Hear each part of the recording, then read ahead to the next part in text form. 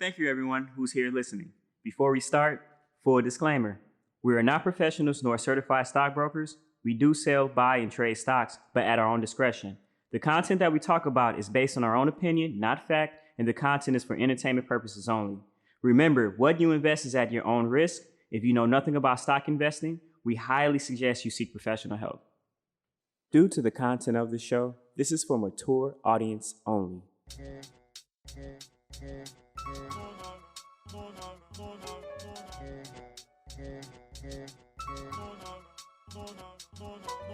Welcome to the Hustle, the Struggle Investment Podcast, where two regular guys not from Wall Street come together and simply talk stocks and investments.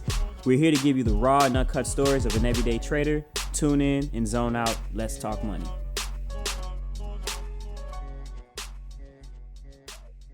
We're recording. Okay, so you ready? All right. Welcome, audience, to the Hustle, the Struggle Investment Podcast. This is a new episode. This is episode 10. We're going to do this episode to finalize season 1. First of all, I want to say this has been a great journey, great project. This is something that me and a buddy were supposed to start, but things kind of got out of control in the beginning. But I decided to go ahead and go with the platform. Kept on doing episodes, knocking things out. Now I have guests, and I promise you guys that it's going to be great content with season 2. I'm definitely going to have a season 2, and hopefully it's going to be more thorough and more consistent. But still in all, this is just a fun project. I want people to engage and just see where it goes. But just to start off with episode 10, and actually before I start off with the topic, I want to do my plugs as usual, but check out the Hustle, the Struggle Investment Podcast on YouTube. Check me out on Twitter. Check me out on Instagram. And all you have to do is search the Hustle, the Struggle. Please subscribe. Please follow. And always get in contact with me and email me at thehustlethestruggle@gmail.com. But this is your host, Herbert. I want to lead right in. I have a fabulous guest that's going to end the show beautifully and eloquently. But today's topic is disparities in investing. So this is going to be just a casual, general conversation of just social issues within investing. Since I've done this podcast, I've definitely learned a lot, met some interesting people, definitely pondered thoughts. And one thing I said in the very beginning, that this is just kind of grassroots investing. This is not a podcast that show you how to invest, give you strategies and anything, but this is just to set perspective, get people more aware of just your financial bearings and how to take care of yourself. And also just have a broad overview of what investing is. You know, investing is not this Wall Street thing anymore. We want to make things that's more transparent. As I said before, I'm actually a day investor. I've been successful. I've had my highs and I've had my lows. But I definitely want to expose more and more about investing, just some of the culture, the politics about it. And with episode 10, this is just a great topic to talk about. So disparities in investing. So before I get into that, first I want to introduce a great dynamic friend of mine and a guest, Carina. Welcome, Carina. Thank you. It's an absolute honor and pleasure to be invited onto your platform. You already know how I feel about you. Like, I want to be just like you when I grow up. Oh, no. Like, just to actually have bared witness to your process from where you've relocated from Chicago to San Francisco and sort of just like carved your niche in the fashion market there, and to see your growth, you know, it's just been such an honor to bear witness to. So thank you. I'm so happy to be here, and congratulations. Oh, thank you. Thank you. Thank you. Absolutely. And if I could just admit to the audience that you are a novice investor, or rather even not an investor yet, you just have an inquiry of investing, something that you definitely want to do in the future, right? Absolutely. Absolutely. So I've been like taking your lead and picking your brain and, you know, just trying to figure this thing out, you know, where I am with my growth and where I am in my life stage. So absolutely, this is the next chapter that I'm looking to embark upon. So thank you. Okay, cool. Well, I hope that this episode would be like the stepping stone to kind of motivate you. And whenever you're ready, you can always contact me and I can just give you as much information as possible to get started. Yeah. So moving to the topic, disparities in the marketplace. Oh, no, not the marketplace, but investing. So what's your point of view on that, the disparities in investing? I know we talked off the air just personally about things, about like the facade of investing. One thing that really bothers me, just that term disproportionate. And I know we really, really tackled that. And just on the political spectrum, that's even relevant today is when they say like, when they talk in the terms of wealth and like how blacks are disproportionately unwealthy than whites. And just one thing that I've learned just with investing, not even in the stock market, but just in investing in general, it's just really financial education. It's just knowing where your dollar can go and how to invest and where you start. Now, whether there's a system in place, whether you want to call it systematic racism or whoever the case may be, like I always pondered the thought, how come enough of us as Black people or people of color in the United States don't know and not aware? And then there's those that do make money and have a lot of money, but it's like they keep it to themselves. So I just feel like, why is there not like a financial utopia within the Black community? So again, these are pondered thoughts. I'm not saying this to be fact or fiction, but I just feel like this episode, we can just pretty much bring this out, spark that discussion. Absolutely. So what would be your take on it? Absolutely. And just keeping it on the eye, like I think back to my own relationship with money and how that sort of played out in the household, you know, and how I was reared. Yeah. And I think it's like generational, you know what I mean? Like we come from a perspective of like survival. Like we're just like, we don't have the foresight to project like how to even think about investing and what that looks like when you're just focused on your day to day. Like, yeah. So growing up, personally, I don't recall like having a discussion about financial literacy. Same. Yeah. Like that wasn't just anything that I was exposed to, with the exception of my great grandmother, ironically, who, you know, was a part of the second Great Migration of the United States. You know, she was originally from Monroe, Louisiana, and she uprooted her life with her two children to go work in the shipyards in Northern California, you know, and to make a better life for herself. Mm-hmm. So she was I would say the only like point of reference to financial literacy. She taught me how to balance a checkbook. She taught me the importance of like, you know, value saving and shopping and things of that nature. But outside of her, there was just never really like a conversation or anything modeled. So as many things, I think it starts, you know, everything originates in the home, in the household. Yeah. So, and we talk about like trauma and like poverty consciousness, right? Like going back to my point about like just being in that base survival mode where it doesn't even allow you to think projectively. Like you're just focused on like, how am I going to pay my rent? How am I going to pay my utility bills? How am I going to cover my expenses for the month? You know what I mean? And that leaves very little room to even think about these more abstract and progressive ways of like building wealth. Mm-hmm.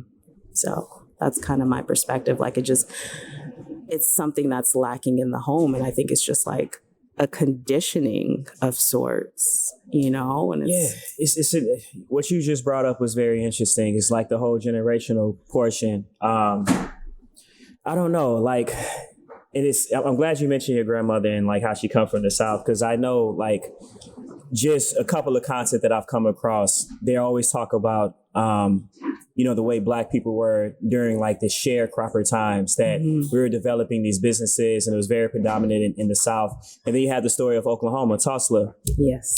I'm sorry. Yes. But then to kind of like accelerate that to modern times, like when you talk about the Civil War, North against the South, so we supposed to have this Black booming economy in the South, but then we all fled to the North for our freedom. Yeah. But then it's like, there's no historical context of a booming business in the North. Like when I look at the history of Chicago, like I remember coming across a story about the migration of Chicago and Detroit. A lot of Black people kind of moved to the city to find a better life, find opportunities in businesses. And then with that integration, a lot of white people fled to the suburbs because they did not want, they didn't want to integrate with Black people. But then when you look at let's say Chicago today, I can't speak for Detroit because I never lived in Detroit, but Chicago today, there's a huge disparity. There's a segregation in that city. And of course, with that disparity and segregation, you have that disproportionate economical split. And just figuring out like, where does it start? Where did it start? How did it start? And I guess, how do you revitalize that into the household? And just kind of thinking back in my life growing up, I could tell you, I've never had any close friends or family that really talked about stock investing. They would talk about investing, but it would be in a very broad sense. It would be predominantly real estate. And that's something that I do plan to get into in the future. But just from what I've researched and gathered with real estate, like that's a really big form of investing. And I know like, even if you have a 9-to-5 and you save some money, $10,000, $20,000, like I would never suggest anyone to just immediately get into real estate. Right. I think it would be more suitable to just learn different forms of investing and definitely start at a smaller scale and just learn how to stretch your dollar. And again, it doesn't necessarily have to be the stock market, but just, I don't know, like a savings account with like competitive interest rates. But you just have to get an idea of like how you make your money grow and long-term growth. And I think once you become more and more comfortable with saving money, holding money, and understanding how financial work, then that's when you can move into the more bigger investment parts. That makes sense. Absolutely. Yeah. Like, I just think it's like a great starting point is, as you said, scaling it down and focusing on the basics. Like, most people aren't aware of the different savings accounts that are available to you and those that can render like profit by like interest or whatever different things, you know, different levels of savings accounts and like the benefits that, you know, they offer. Like, I believe like we don't have just like that bare, like essential information, you know, or how to simply budget. Yeah. You know what I mean? You know, I think like how we're conditioned to believe about like investing in stocks like that, like I think it's like we don't feel as though we're in a line with it. We see it as a rich person's like activity, or you have to have some sort of like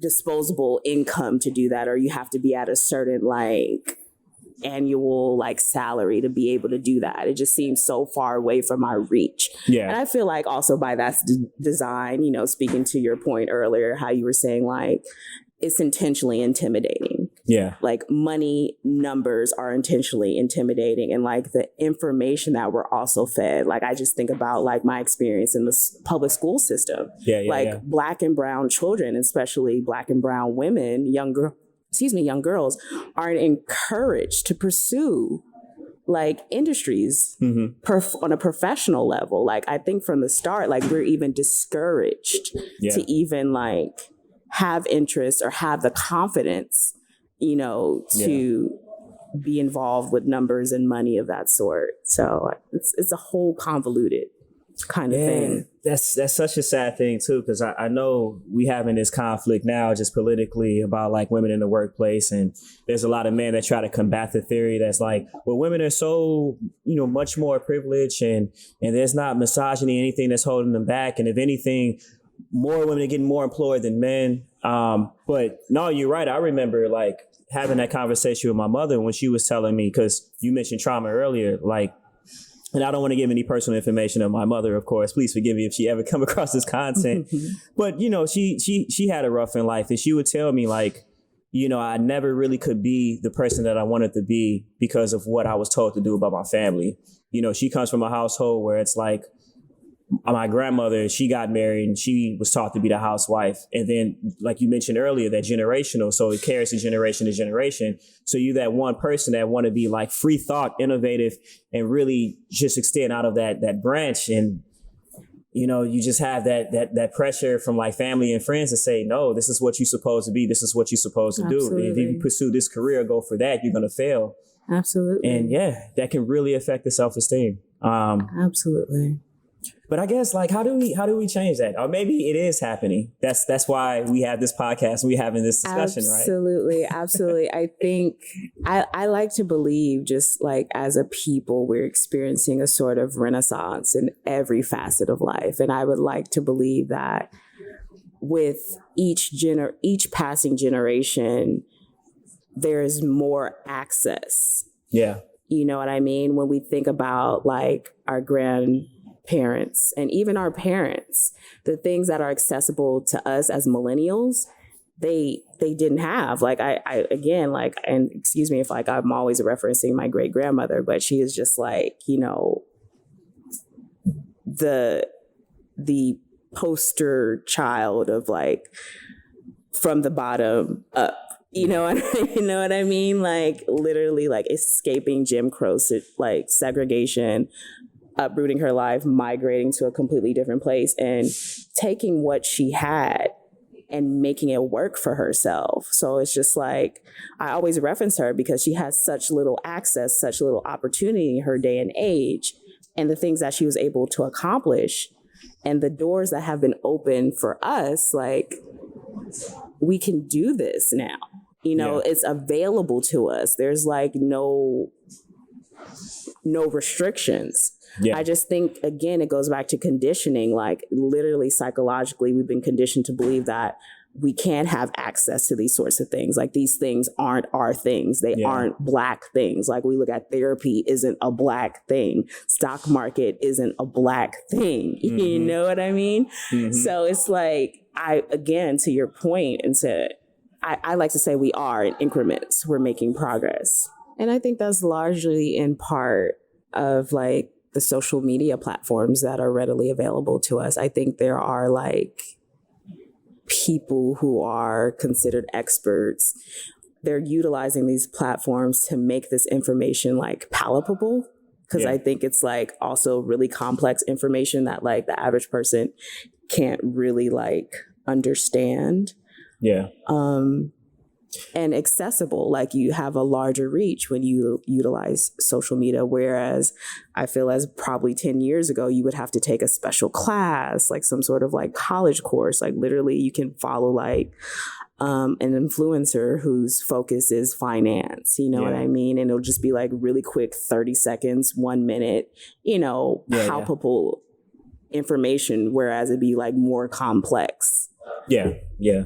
Well, I mean, I agree with you. I think the benefit of social media is that infinite source of information, and you get just a plethora of perspectives. But I still find it a slippery slope, and only because it kind of opened up the doors of like fake gurus and people that think that they know it. You know, it's like I'm bored at home. Saturation. I'm bored at home, and it's like, you know what, I'm just going to start a YouTube or an Instagram and talk about finances. Mm-hmm. And that's the thing with me. Like I have to be careful, and I try to be very verbal about me not being a professional. Like this is a project, and I'm really just doing this to bring awareness and create that perspective. But don't come to me for the answers, and that's why my investment platform is not about that. Like, I'm not going to tell you how to make money.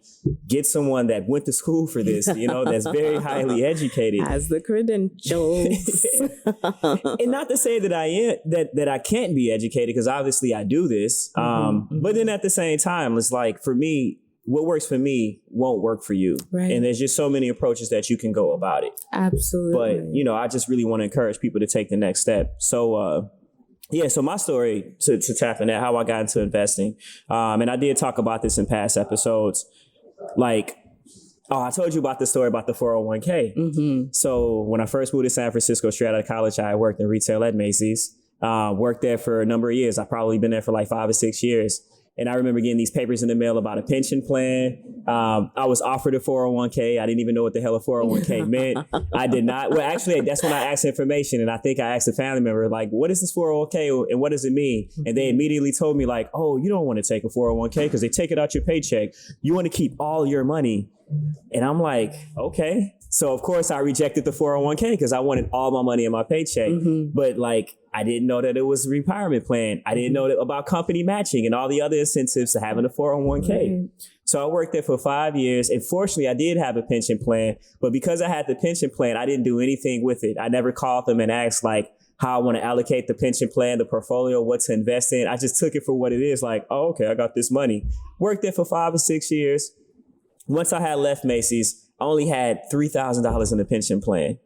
And I remember in that transition from getting jobs to jobs to jobs before the job that I work now, my brother told me one day, it was like, hey man, do you have a 401k? And I was like, no, like they take money out your check. I'm not getting one. And he was like, dude, bro, you need to get a 401k. Yeah. And see, like me and my brother, we always had this kind of like, I wouldn't say bully relationship, because I'm his little brother, you know, it's like I would just not listen to him because I always felt like he was trying to control my life. It was that type of relationship. I'm pretty sure a lot of people can relate if they have siblings.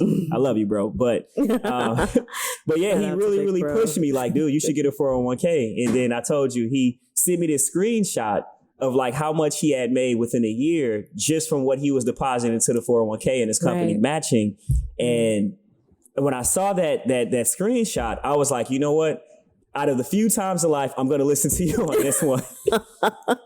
Sure enough, as soon as I got the job, when I opened up the 401k, that's the first thing that I did. I went ahead and did a deposit of the 401k. I opened one up and the company matched. And I'm talking about, I might have started with like no more than $6,000. I had $3,000 for that pension plan that I rolled over, and then $3,000 in my savings that I just put in there. And then sure enough, I turned that around to like $12,000 in 1 year. From that $12,000, I deducted a couple of more, like a higher percentage with the company match, and then I went with the aggressive portfolio. I had called the Fidelity that actually holds my 401k, asked a plethora of information about 401k, and they was just telling me like, yeah, we have this, we have that, and since you're an employee with this company, we actually offer you free financial advising. And come on, perks. Open up a whole world of like what a 401k really meant and the benefits from it, just from that small little direction of my brother saying, hey, you should have a 401k, and showing me that screenshot. I was like, damn, that did it all for me. So since then, from that 12,000, it pretty much quadrupled, you know, within a year after that, because I just kept putting more and more money in. And then now I understand like the importance of just having retirement, something that we don't think about when we're in our 30s and our 40s. Like retirement is only a couple years away. Listen, you know, again, absolutely, you know, and again, that speaks so much truth. And again, it goes back to like the mentality, you know, the mindset, like just gripping onto every single coin. You know what I mean? You don't have the foresight to think about life insurance, to think about a college savings for your children. You know what I mean? When you're just like struggling with like getting the bare expenses covered. You know what I mean? And again, I can attest to that, like the mindset that I've had for the longest time. And I really had to reconcile like the emotionality aspect of how I was engaging with money, right? Yeah. Because I didn't have that solid guidance to start. And how I had a very toxic pattern of spending habits and like just having very little like foresight about making my money really stretch for me. And then also just falling into consumerism. Like you give me like, you know, when you're in your teens and your 20s, like you want to align yourself with the like status quo. Yeah. You're not thinking about like owning property or just investing in things that'll build equity for you, or like life insurance, or what are the arrangements going to be when you die? You know what I mean? Like, again, my great grandmother was the perfect example, because when she passed away, she had already like paid for her burial plot, her tombstone. Like she legit had everything set up for us, because with the family in mind, like she didn't want to leave behind like that burden, that financial burden. And I just think that's like, at some point that was like lost. But I feel like, again, speaking to the point I made earlier, I think it's like this sort of resurgence, you know, a sort of renaissance that's happening amongst like Black Americans across the board. Like we're tapping in to like our financial power, because there's such a disconnect, because like on paper, like we're like the we have the most spending power in this country. And excuse me, because again, as the black dollar. The black dollar. Herbie said that I'm not a novice, so I'm sorry that I'm not able to like throw out sites and percentages and stuff. Yeah. But I think it's universally known that like Black Americans have like hold power in spending, right? And Black women specifically are like the highest educated like group in America, but yet we live beneath the poverty line. So there's sort of this disconnect that I feel like people are getting hip to. It's like, okay, I'm doing everything that's advised of me. Like I'm on this path that's like straight and narrow. Like I'm going to college, I'm getting higher levels of education. You know, I'm really trying to do something for myself, but something's not lining up with my finances because I have this debt and maybe I'm not working in a career that's like paying me what I'm worth. So it's like, we're looking at these things. It's like, these traditional models don't work for us. You know what I mean? So we have to sort of like go off and create our own like thing. You know what I mean? But not to interrupt, there's one word that you forgot too. Well, I won't say that you forgot, but that you could mention is saving money. Like toxic consumerism. Like to me, there's a reason why the black dollar is so strong and so important, because we're always influenced to spend. We give our money right back to save, right? Exactly. You know, it's that whole YOLO terminology. Like you only live once. Money is meant to be spent. Exactly. You know, like I'm gonna die anyways. I can't take this. Like how many times have you heard that? I can't take this to the grave with me. I'm gonna die anyway. But what about your legacy? What about your children? What are you passing along to your baby? So we're not repeating like that part. Generational trauma. Yes. You know what I mean? Like other like ethnic groups seem to have this down packed to a science. You know what I mean? How they like set up their people and to continue that legacy of like abundance and like financial prosperity. Yeah. And it's just such a disconnect because it's like, again, all those facts, like we have like the most strongest like spending power. We are the culture. We set the tone for the culture. Like Blackness is commodified in America from our music, from our artistry.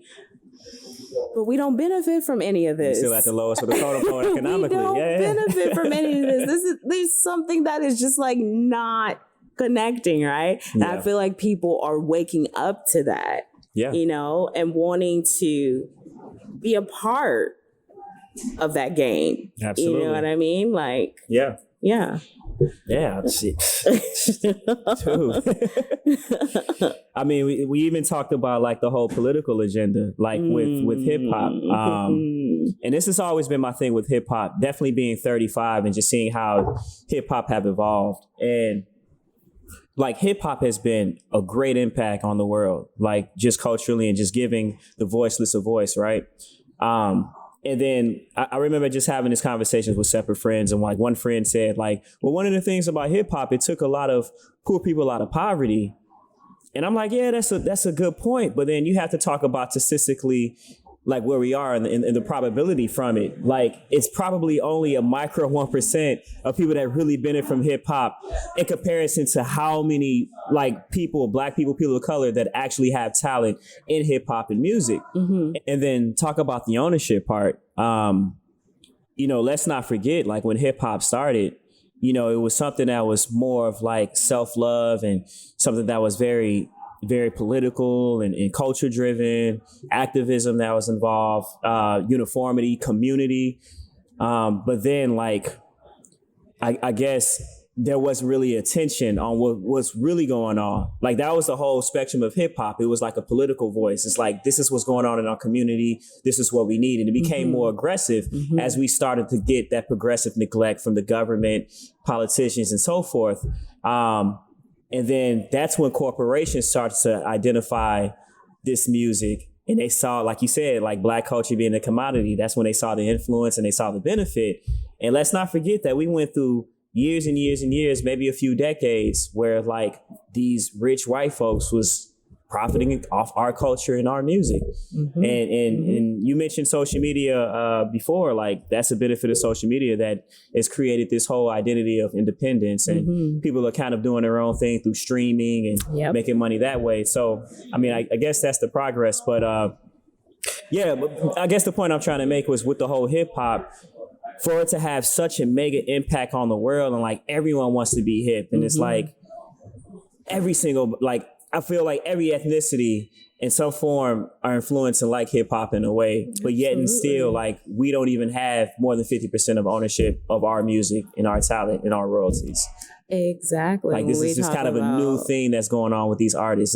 It's weird. Exactly. But yet and still, you still have young Black kids that's being exploited from this music, especially when you talk about like drill music in Chicago. Like a lot of these Chicago artists are getting killed, and people are really infatuated and intrigued about that, but not even recognizing the pain of these communities and then their mothers and like family members that's losing their child. It's crazy. It's crazy. I think even in part of that, it's a bit exploitive because, you know, you pull these artists from a specific socioeconomical background who don't have the literacy, the financial literacy, and don't understand how contracts work. You know, they're just like, their primary focus is just like getting on, you know what I mean? And leaving like such a despairing situation and lifestyle. Like they don't even understand what they're signing on to, like those 360 contracts, those gridlock contracts. Basically, that's what they talk about when you're selling your soul. Like when you don't understand the fine print, you know what I mean? When you can't own the masters. Exactly. Yeah. So it's just, I feel like it's relevant to every industry, like just understanding how the mechanics of business works. You know what I mean? It's like, like when you think about like the most popular Black artists, behind them, their team, from the stylist to the makeup artist to the A&R to the record label, when you go up the higher echelons of management, the people don't look like us. Yeah.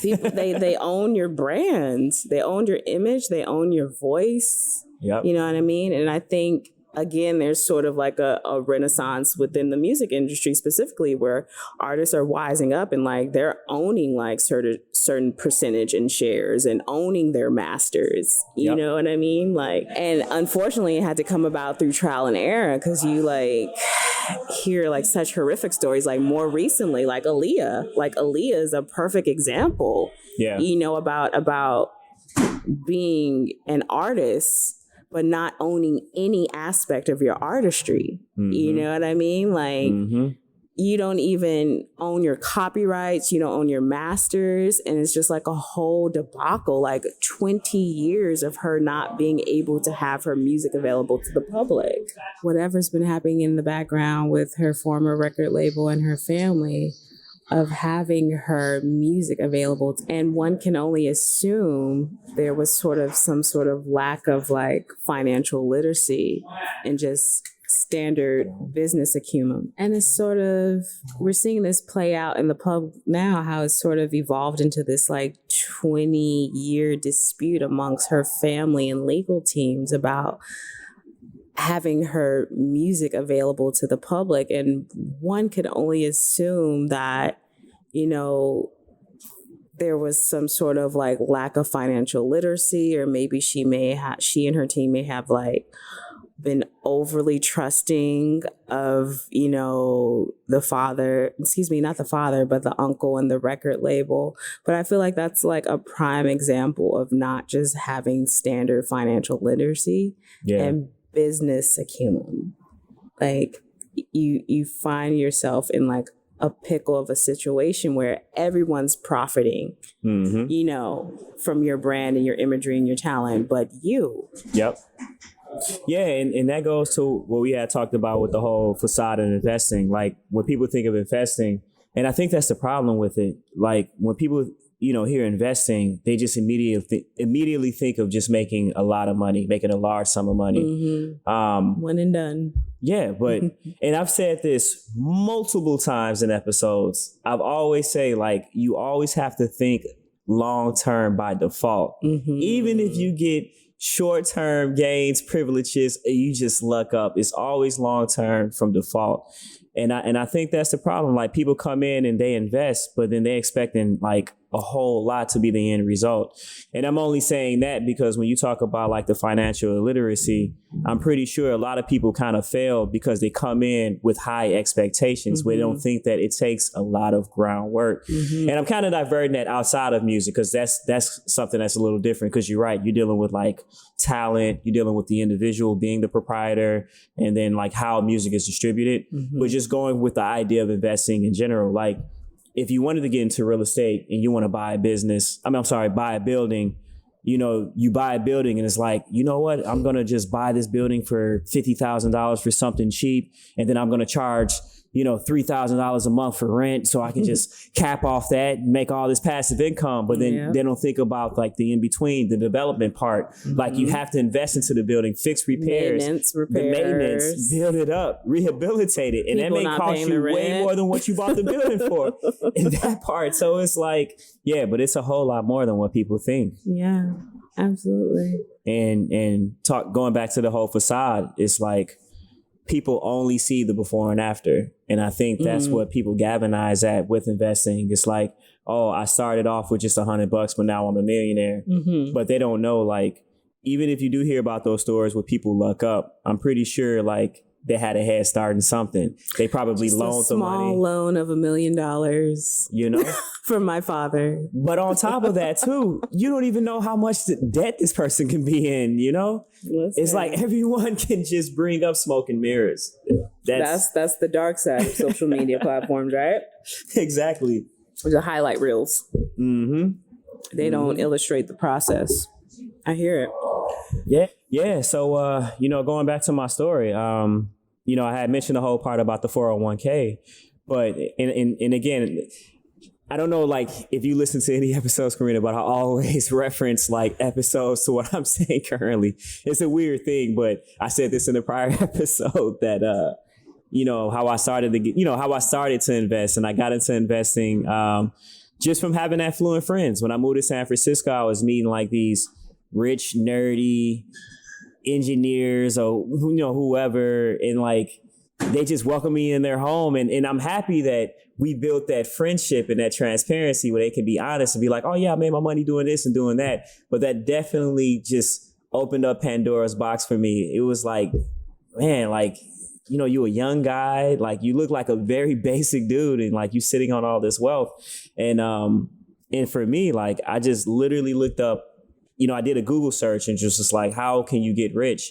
And then stock investing kept popping up in the search. I just got into it. But the reason I'm bringing that up to say that I did as much research as I could. I say this in the very first episode. Like, I literally called Fidelity, called TD Ameritrade, talking to representatives nonstop. I probably called 100 times, asking so many questions. Some they can answer, some they couldn't due to laws, you know, due to certain circumstances. But that was able to give me much of a perspective as I needed to know what direction that I want, where to go, and how to start.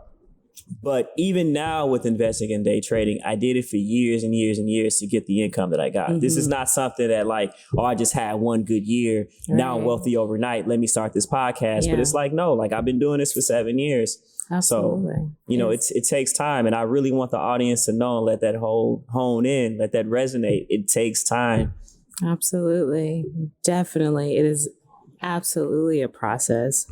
And a bit of my story, you know, like, mine was a bit of like trial and error. Like, it's beautiful that you were actually aligned with people who were like a little more advanced, you know, in the financial realm. Mine literally was like the catalyst for change for me in my relationship with money. Is like, I just honestly had to, it came down to like, how do I feel about money and why? It's a process, you know, and it's difficult in this day of age of instant gratification, right? You know, I feel as though it's like, it's uncool to move and flow with the process. But, you know, my journey has been in stark contrast to yours. I literally just had to get sick and tired, you know, of my situation, like constantly being in lack, constantly struggling to make like ends meet, constantly having these same experiences. And like, so I really had to reel it back and understand, like, how do I feel about money and why? Like, what's my earliest memory involving money? You know what I mean? And like sort of using that as the springboard, like addressing like the trauma and the actual poverty consciousness of like being reared in a single parent household, in a specific socioeconomical landscape, you know what I mean, where we didn't come from wealth. It was always like struggling and penny pinching. Mm-hmm. So when I was able to heal and come to terms with that, I was then able to make better informed decisions about what it is that I did with the money that I was earning. And I decided to sort of outsource, like shout out to Wanda Kidd, credit and money management coach at West Oakland Job Resource Center, because she really, really, really got me straight, in terms of my finances. She helped me to understand like credit reports and how to be able to decipher the information on your credit report and how to be empowered to dispute certain things on your credit report, and like how the different FICO score systems work, and how like within 7 years, how things are supposed to restart, going back to that base level, like educational aspect of it, because that's how I sort of work. Like that's how my mind works. So once I was able to get that information and have like a greater understanding of like the fundamentals of finance, then of course, like again, like healing the actual trauma, with like not having money, not having resources, not having like bare necessity needs met at early childhood.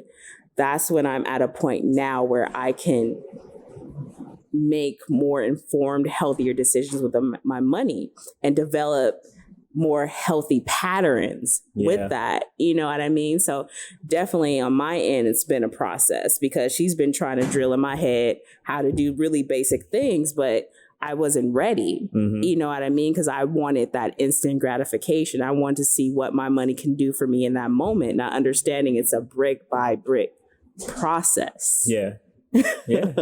Basically what you're saying is you were sick and tired of being sick and tired. Sick and tired of being sick and tired. You get what I'm saying? You know what I mean? And it's like, I'm just now, getting to a point where I can explore options. You get what I'm saying? Like versus being limited with what I can do with what I have. It's like I've developed a healthy relationship with my money. Like I'm saving, you know what I mean? I'm disciplining myself to first take care of my expenses first and foremost, because I was that person who like spent rent money on like designer gear. And I was like, oh, I'll figure it out later.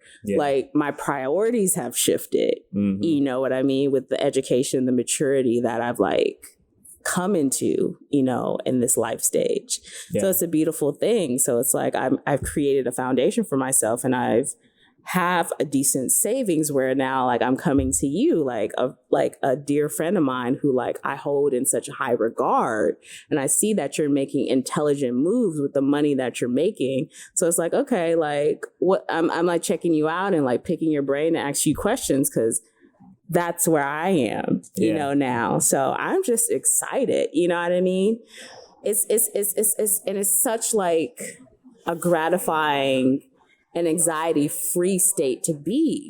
You know what I mean? Like where you're at the forefront of your finances instead of like being at the mercy of like check to check. Yeah.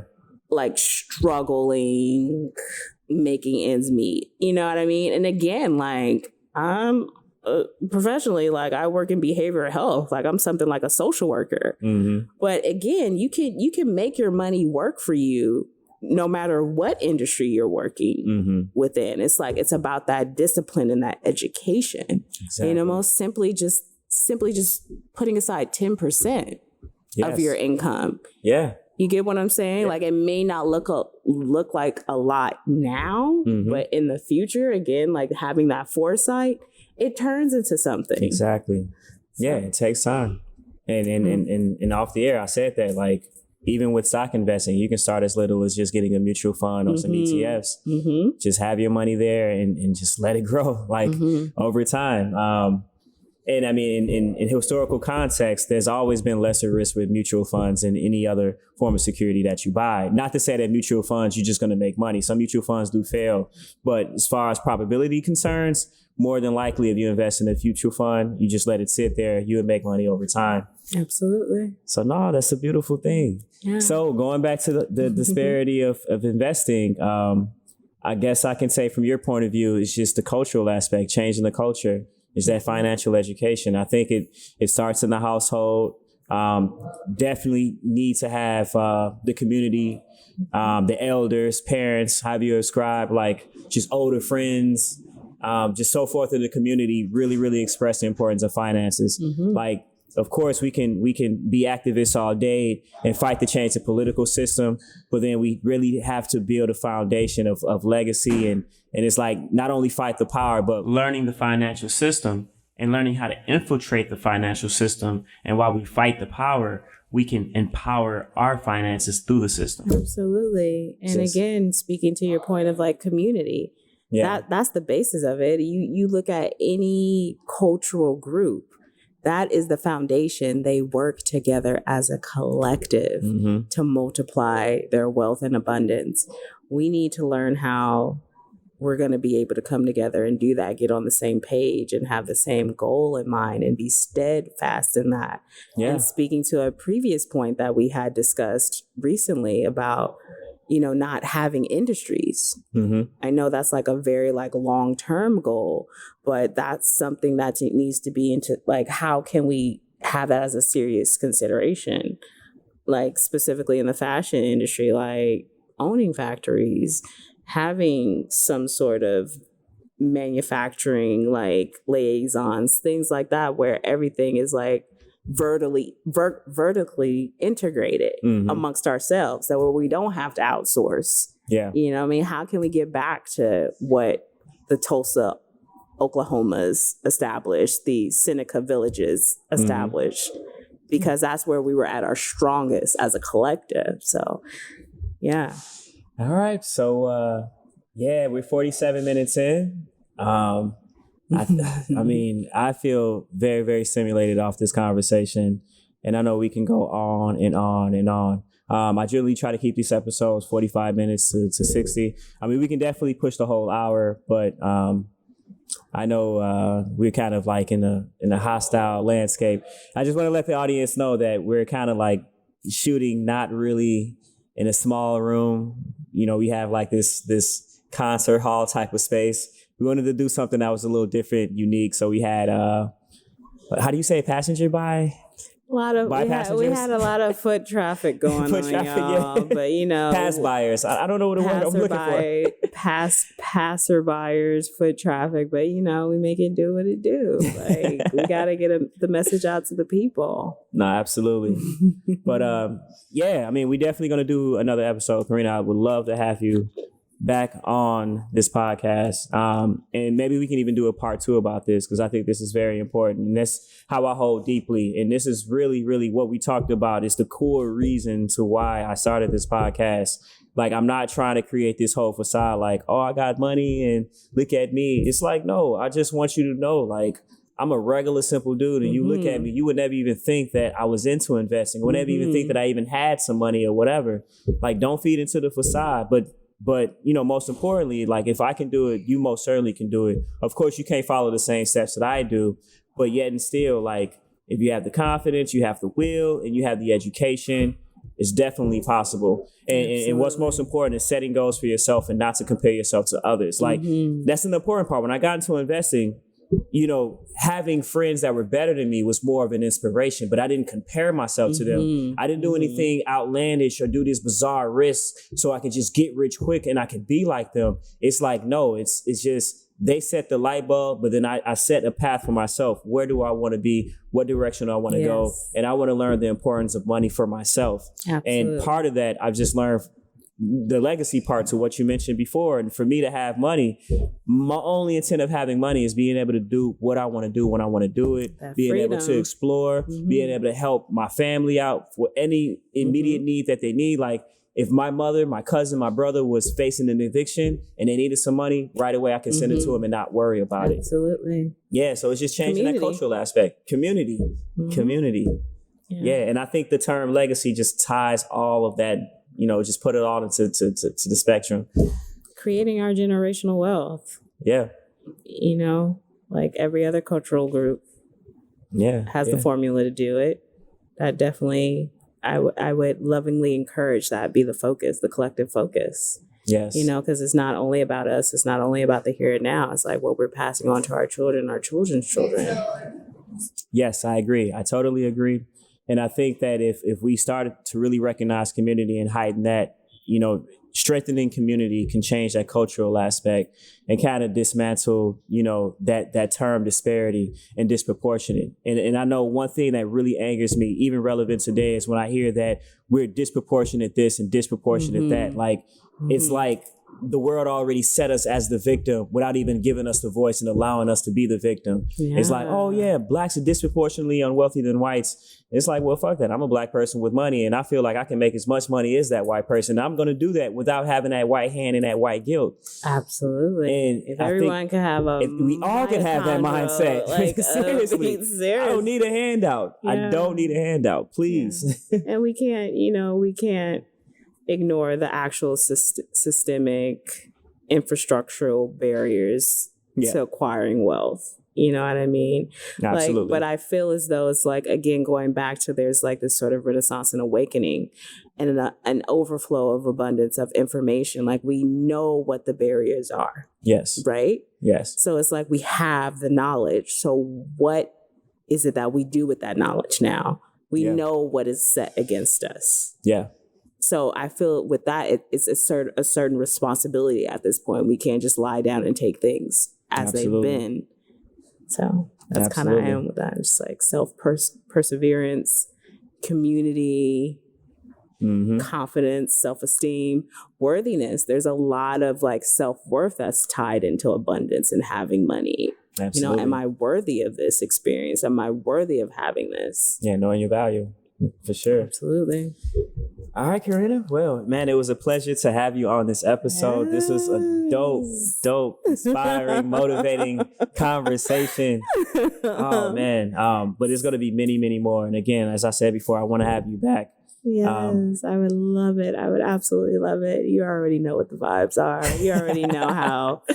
You know how we do. This is like our regular. I know, right? We just got it on. We're just recording it. Right. We talk about this stuff all the time. I love it. Absolutely. Man, but Carina, you are a genuine friend. I love you. And I love you more. Other than that, audience, I hope you guys enjoyed. I hope there's was some inspiration behind this and you all learned something. But as always, it's only going to get better. I promise it's going to get better. But I'm finalizing season 1 with episode 10 with a beautiful friend, Carina. It was a pleasure. I hope you guys enjoyed this whole entire season for those that listen from episode 1 to episode 10. And I will start season 2. I'll make the announcement when I start season 2. But that's it, man. Thank you guys. And just to end it, this is the Hustle, the Struggle Investment Podcast. And I would say one last time, please follow the Instagram, follow Twitter, and the YouTube at The Hustle, The Struggle. You just do that simple search, The Hustle, The Struggle, and I should pop up.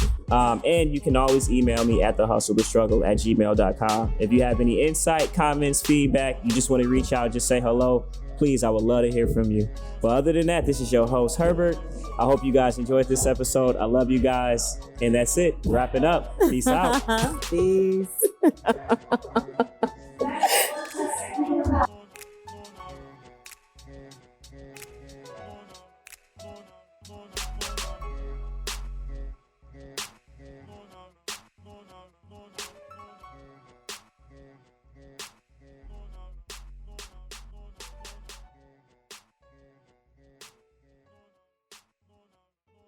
Thank you, everyone who's here listening. For a disclaimer, we are not professionals nor certified stockbrokers. We do sell, buy, and trade stocks, but at our own discretion. The content that we talk about is based on our own opinion, not fact, and the content is for entertainment purposes only. Remember, what you invest is at your own risk. If you know nothing about stock investing, we highly suggest you seek professional help.